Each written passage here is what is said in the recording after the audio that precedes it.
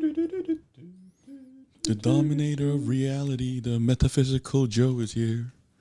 I decide what's real and what's being. What is existence? Oh, the world is folded eight times. Ladies and gentlemen, this is JoeJin Movies So Awesome. I'm Joe. I am Won-Jin. What's up, y'all? Big shout out to Prickly Pear, Jonathan for leaving Hip Hop Reply, Thiz, who despite the time difference, always holla at us. Thank you so much, Thiz. Thank you to our Triple Trouble ZZ, Scott Walker, and Voida Parrot. Big shout out to Prickly Pear. Big shout out to R. Ellen. Big shout out to Soulless Trench Coat. Zach Miller Does Movies. Big shout out to Fatal J. Big shout out to Kayla Marie Jasmine. Hope y'all still with us. And all our 76 subscribers.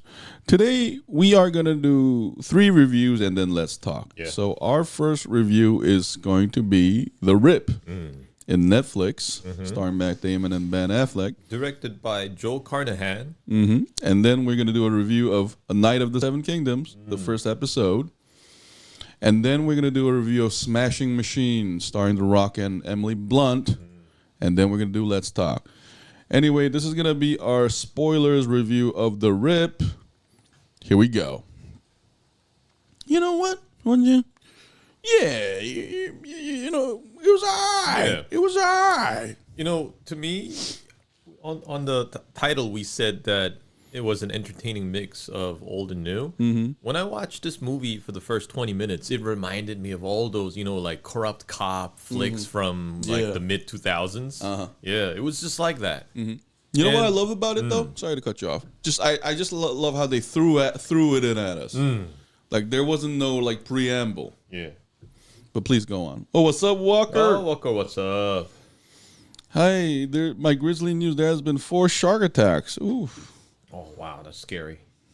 Damn. Man, one boy died today. Yeah. 12-year-old. Right? I saw it in the news. Rest in peace. But in this movie, what I liked about it, because to me it could have been like a cliche, but what still managed to entertain me was, first of all, the actors, Matt Damon, Ben Affleck, Steven Yeun also did a pretty good job, and what was it? That little twist in the end. That's what I liked about it. So to me, is it like an amazing movie? No, but is it like a good time-killing action thriller? Yes, it was. I mean, the twist. Basically, this movie works off the twist. That was the one thing where up to 1 hour 30-minute mark, we're going, can we trust Matt Damon? Can we trust Ben Affleck? Can we trust all of these people? Yeah, because we know that there's a long record of like Matt Damon being in movies where he cannot be trusted. No, but you know what? The twist was predictable for me. Like, just personally, like, as soon as they threw shades on Matt Damon and trying to present him as evil, like, I knew he was trying to flush out the traitor, like around 1 hour mark. And so, to quote you, it's a great time killer, but is it timeless? Because let's compare this to Training Day. The great thing about Training Day is, like, there isn't a twist. It's just we know from the get-go that Denzel Washington carries an evil person. And I mean, we get to learn more and more about him. And watching Training Day and watching Ethan Hawke throughout the movie, it's almost like we're watching in real time, like this Ethan Hawke who's in there is like seemingly innocent, get, you know, like wrapped around the cobra or anaconda, like slowly, and then it fights back in the most unexpected way. And there's a lot of, you know, this like messages about, like, what's it called, like good and evil, and how sometimes like that one good deed you did as a cop saves your life. So there's a lot of these elements and what can I say? Like, things deployed in such a way to give it more depth. But I should have mentioned Training Day. I'm sorry because listen, let's not compare this to Training Day. The reason why I mentioned Yeah, I mean, it's not fair to compare this. Let me give you an example. When Ben Affleck opened the window and shot at the evil DEA dude, I was like, yep, this is a movie. Like, there's no realism, like Ben Affleck just shooting. And I was thinking to myself, isn't that an armored car? That's not going to do anything. Yeah, but I did love the actors, though. You know, one of my favorite was the woman guarding the warehouse. Like her acting was great. Like, she's confused, she's scared. Oh, you mean the one who's living in the house? Yeah, who got tied up? Yeah, the one who played Supergirl from The Flash. Remember? It's the same person. Yeah, she's the one who played Kara, the Supergirl from The Flash. Oh. She was detained in this facility, and then she gets rescued, and she dies over and over again by General Zod. Yeah, no, she was great. And all the side characters were great too. And it had that suspense thriller aspect where we're guessing who it is. And I think the best part for me throughout the movie in terms of suspense was when those two cops showed up and they back away. I think that was like the best part. And we just get this feeling something bad's about to happen, but we don't know what. Yeah, I mean, no, but I love the script. It's a smart script where, you know, like, for example, you and I, when we look at the news, we're like, 20 million drug busts, and they show us barrels of drugs, right? But here, as soon as Matt Damon looks at the cash, he's like, we can't call it in. Like I thought that was sort of realistic, where it's not that they're corrupt necessarily. They don't trust their own system they're working in. And that's just too much corruption power. Yeah, too much money there.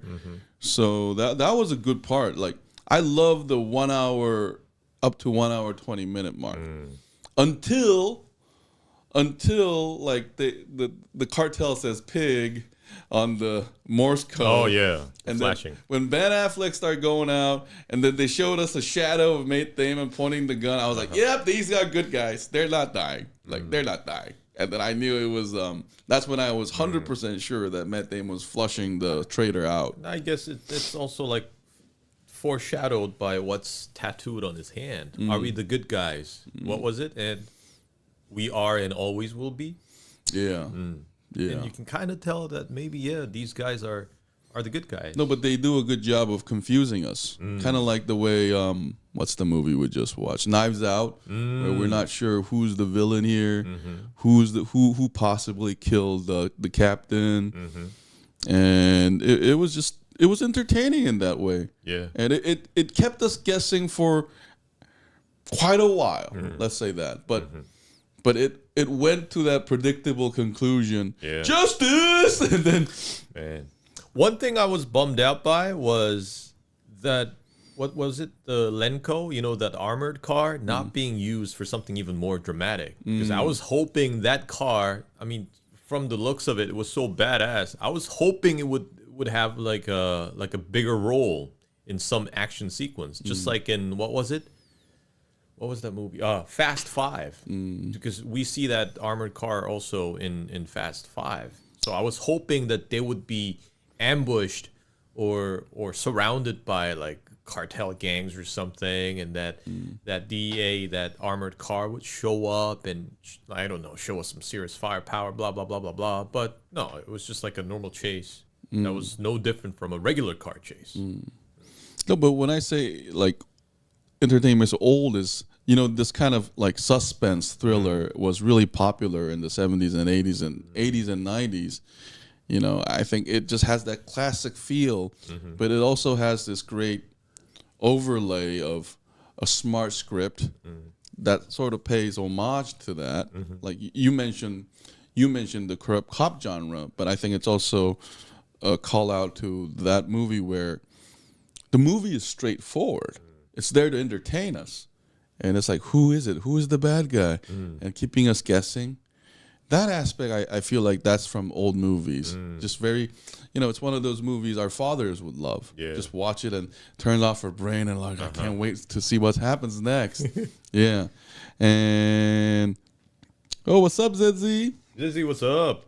Oh, Walker, we can talk about Scream and Shark on Let's Talk. Sure. Yeah, and I did love Matt Damon's acting. Matt Damon, I mean, he's always great in any roles, but you're right in the aspect. You are right in the fact that there were moments in the first hour where we couldn't pinpoint whether he was a bad cop or a good cop. Yeah, but I predicted that DEA agent captain guy as a good guy. The moment he smiled ear to ear, I'm like, that's the motherfucker. That's the piece of shit. Like, yeah. I felt like he was the bad guy. Yeah, and anyway, another detail I loved is Ben Affleck's brother works for the feds, and like he insults Ben Affleck straight up. Yeah, you loved her, didn't you? The fuck you saying? They get into that. We didn't expect that to happen. Yeah, it's his interrogation room, and it turns out he's the brother. Yeah, they were like fun. You're a bully. Yeah, they're fun little nuggets like that. Yeah, boys, can you check out Scream 2 Gale Chase scene, please? It's pretty intense. We'll do it in Let's Talk, Walker. So overall, would you watch it again though, Won-Jin? Maybe, because I would want to watch it again to see what other like hints were laid out for like the rest of the story. Don't you think the biggest hint was in the first like 20 minutes when Matt Damon kept telling everybody different numbers? I thought that was strange. Yeah, so that was the huge hint that Matt Damon was a good guy, because it's like a smart king telling each subordinate. Remember that Game of Thrones season 2 scene where Tyrion tells Littlefinger, the commander, and everybody different things to see which one comes back to him, bite his ass, and his sister says, "Oh, so I know who's a snitch now." So it's kind of like testing who is the bad person. And when the phone call said, "Just take the $150K and leave," we already got a hint that Steve Yeun is the piece of shit. Because if you rewatch it again, he's the one who was told that number. Yeah, so that was smart in that aspect. Yeah, so I also like the garage gun shoot scene because it's kind of like Michael Mann. No dramatic effects or no slow motion. It's just brutal, and you actually feel like you're in danger. And also, now that I think about it again, Steven Yeun turning that car to prepare for like an attack is also kind of like a giveaway because he knows that that's coming. Oh, what's up, Void? Hey, Void, what's up? Yeah. So there were hints like nuggets like that. Yeah, but it was great though. Like Ben Affleck and Matt Damon sort of synergy carries it too. When the climax basically before the big climax is when they fight. They finally go for, why aren't you telling me? And it's so funny how Matt, when they're together, Ben Affleck, I don't know if it's a stereotype, but he's the gruffy asshole. Ever since, Good Will Hunting. Yeah. Dogma. Yeah, and Matt Damon is the, upright character. That's funny to me. Yeah. No, but they also, given their age too, they look really slick and cool. Yeah, real good looking. Yeah, real slick. And it kind of makes you forget that guy used to be Jason Bourne. I don't forget that one. Really? What are you talking about? I completely forgot. Really? Because when I see Daniel Craig, I still see James Bond. But Matt Damon is so versatile that it kind of makes me forget that he used to be Jason Bourne. He did play really a different kind of role. Yeah, a lot of pieces of shit too. No, Ben Affleck also did. Remember, he played Batman, and he played that director in Argo. So he like Ben Affleck has sort of the same versatility, I think, but he has just a little bit more bad boy image over him. And here, like they did it really well. I was entertained. Yeah, except the last car scene, maybe it was sort of as business as usual. Maybe they could have added a more like you suggested. Yeah, something more dramatic or interesting. like those like oh shit moments. Was this rated R or PG-13? I think it was rated R. Really? Yeah. For rated R, it's not that violent. Like, cause, forgive me for saying this, but when I hear cartel, it's always oof. Like amputated limbs or something. No, because Breaking Bad corrupted us. Remember that? And Narcos. Yeah. How was that tell? Anyone would have interfered that some protection is needed against a very possible attack.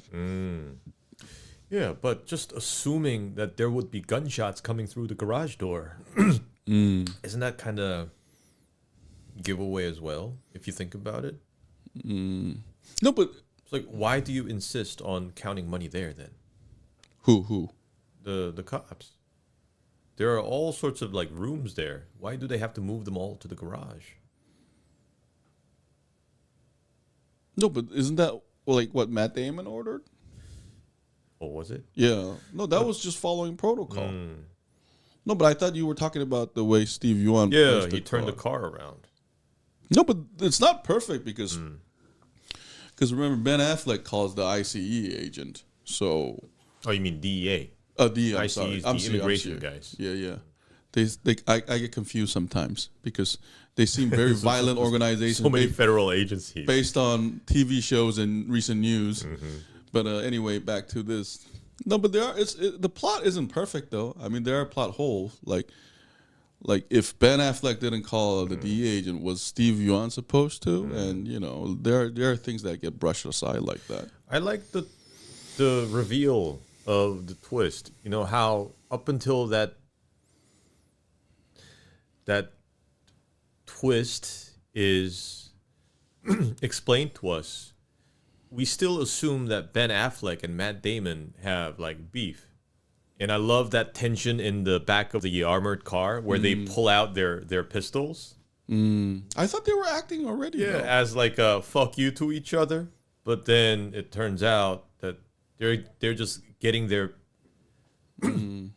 guns ready to interrogate those other two. I thought another hint was when Matt Damon told the ladies to stay.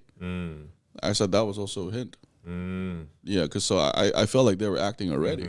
And the ladies were like, "You're gonna take all that money?" Yeah, they were acting like that, but that was just a huge hint for me too. So there are a lot of things that you can interpret later on that it's a huge hint that. And judging from the fact that they had the yellow pages in the duffel bag, wasn't that also filled by the ladies? So they also were part of the plan. Yeah, no, but that's revealed though, because Matt Damon, when he tries to fake the Supergirl, he basically, now we know that he told them this is our plan without telling anybody. So the ladies were in on it. So that means Matt Damon already suspected that Steve Yeun is the traitor, because he trusted the ladies.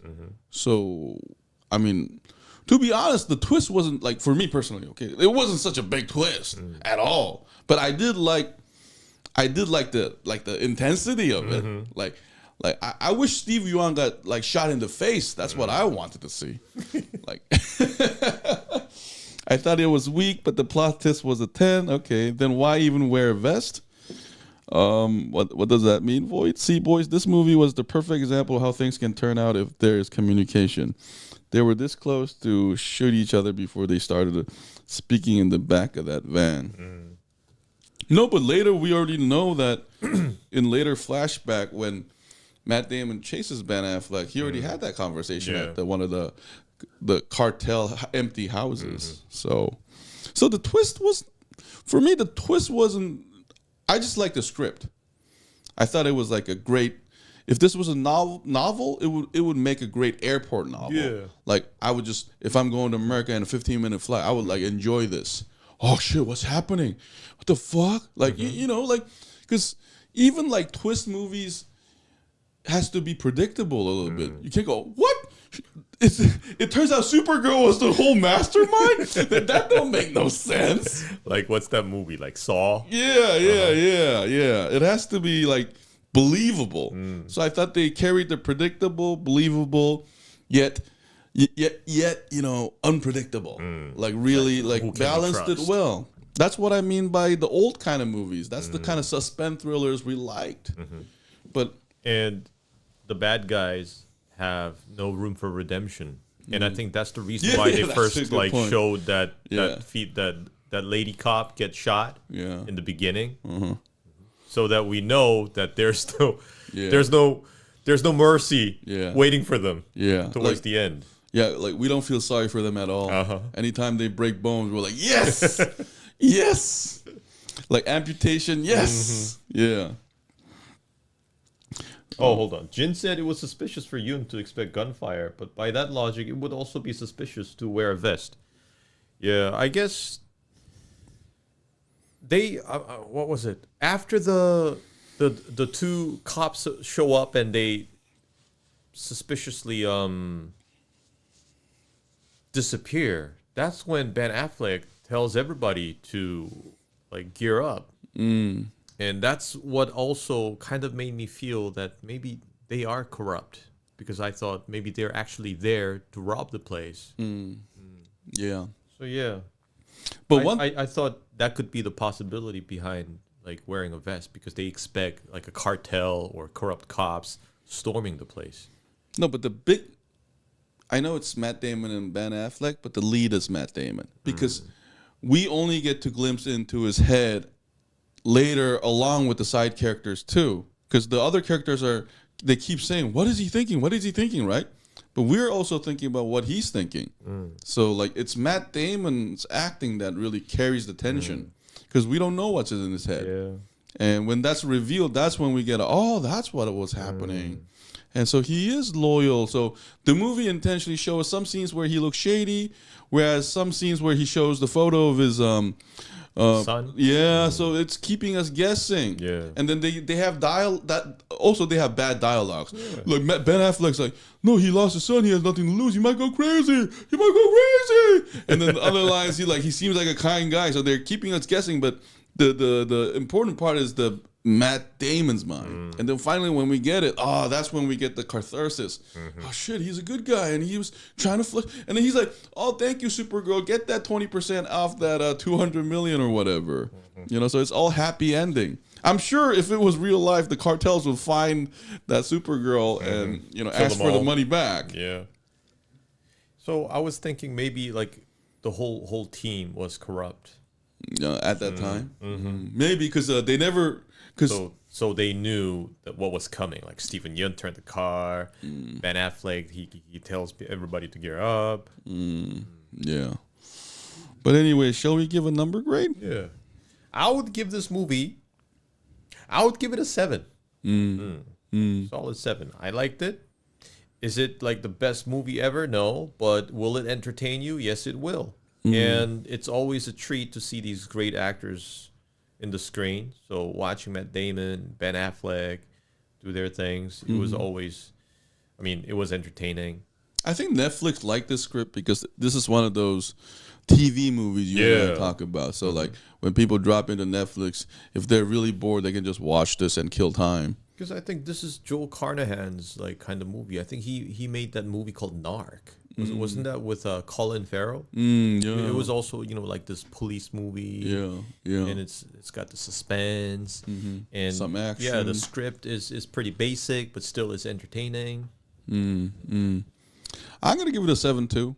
I had fun, but will I be rewatching this anytime soon? No. Void gives it a 7.4. Zezzy gives the twist a 10, but not what we don't know the grade for the whole movie. So JoeJin Movie So Awesome gives The Rip, starring Matt Damon and Ben Affleck, a 7. Oh, okay. Narc wasn't with Colin Farrell. It was Ray Liotta. I haven't seen that in a long time. But anyway, we're gonna. Oh, Lee Chan-ho in the building. Oh, what's up? He liked it. Oh, Hyung, you gotta help us. Won-Jin really wants you to buy 100 iPad, but we need our channel to grow. What's up? Hope you're good. So, Lee Chan-ho gives it a 7.5. Wow. You know what's funny? I almost gave it a 6 to bring your score down. Oh, really? Yeah. Because, never mind. I was going to say. Yeah. But, 10, 20 years ago, I would have been more harsh to genres like this. But I give it a 7 because I know that in today's world, it's actually it's getting even more difficult to entertain people with such a plot. Because it's so overly done. And I think it's been, I guess, used too many times. Stories like these, scenes like these, twists like these. So unless it's done by someone who knows how it's done, it's very difficult to get a good score. So I think it's pretty well done. No, but I want to praise the script. Like I said, remember when you just like an airport novel? They're always telling the same story. Yeah. It just you have to come up with smart ideas, and I thought this movie had those smart ideas. And compared to last year's movie, it's pretty much to me the same, like very similar to F1 the movie. It's like a movie. Because What? That also has a very basic script and a plot. Wait a minute. Whoa. It's like a tried and true combination. Whoa. for a movie. You're comparing this to F1? No, I'm just saying that it's similar in the sense that it uses those like tried and true ingredients from the 90s. No, it's not similar. How dare you insult F1? F1 is the ultimate movie. You remember what I said? This is a TV movie. Do I need to go to the theater to watch Rip? And oh my God, how dare you? F1 has these amazing set pieces. Like they're not even CG. Like real life. Like you know how if you use the camera tech smart enough, you can film huge places, like incredible dynamic movements. How dare you compare this to F1? But I'm saying, think about F1. It had that retired, like almost, like someone who almost made it, who's kind of sulking throughout his life for not having made it, and maybe he still has a chance to make it. And then we have this new upcoming, brash, bold rookie. You're already telling a different story. There's no twist on F1. You know why we witch? No, it doesn't have to have a twist. But I'm saying that combination and that ingredient it's nothing new in 2025. We've seen like tens of movies like what we see from F1 throughout the years. All throughout the 20th century. Man, you sound... Then people shouldn't make new games or new movies at all, according to you. Yeah, that's I know what you mean. It's so I know what you mean. To make something entertaining out of such basic ingredients and elements. No, but I totally disagree with your premise of comparing these two movies. Like different genre. This is you were smarter 30 minutes ago, Won-Jin, when you said corrupt cop. Like, go back to that. Like, F1 is like a 10 to me. Like, that's like... Because remember, for someone who's a fan of Bruckheimer, I can't believe you said that. This is like not that level. This is yeah. It's my mistake for bringing those two in the same sentence. Yeah, exactly. But the point is, it's more difficult these days to make entertaining movies out of such basic elements. That's the whole point. Maybe you could have worded as their hardest simplicity. You know, how about that? Maybe. Yeah, because now people expect too much from movies. TNT need upgrade? What's a TNT? Watching this made me appreciate the chain of custody recording of blockchain. Void, I did not understand that sentence. They should bring cash counting machine. First thing I thought of when I saw the money. Right. That's good. And they have really a very inefficient way of counting money. You know how Koreans fold money in half and we just count it like this? They would just do it like bill by bill. And it kind of triggers me when I watch it. No, but I think even in real banks when they do the day wrap up, they do the machine and do the hand-to-hand count to double check. Yeah. Strangely similar to Departed. Oh my God, Void is gonna make me more furious now. Departed and Depart, like there's no Okay, never mind. Let's do it. Let's talk. I trash enough people and insulted enough people. So anyway, JoeJin Movie So Awesome gives this a 7. Highly entertaining. Yep. Fun to watch. If you have time to kill, go watch this movie. We're going to take a very short break and come back to talk about A Night of the Seven Kingdoms. The first episode. Yep. This has been JoeJin Movies Awesome. I'm Joe. I'm Won-Jin. We'll see you guys in a bit. We'll be right back. Thank you, Ichan Hong, for joining in.